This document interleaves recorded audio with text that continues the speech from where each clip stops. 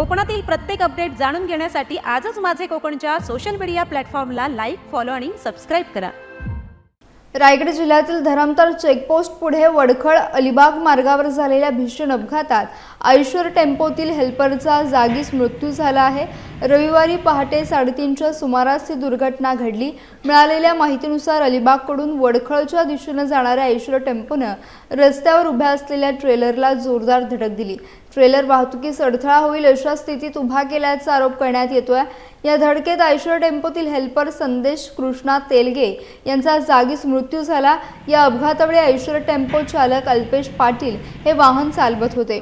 घटनेची माहिती मिळताच पोलीस घटनास्थळी दाखल झाले। या प्रकरणी ट्रेलर चालक शिवपूजन पासवान याच्या विरोधात गुन्हा दाखल करण्यात आला असून पुढील तपास वडखळ पोलीस करत आहेत। या घटनेमुळे परिसरात हळहळ व्यक्त केली जाते आहे।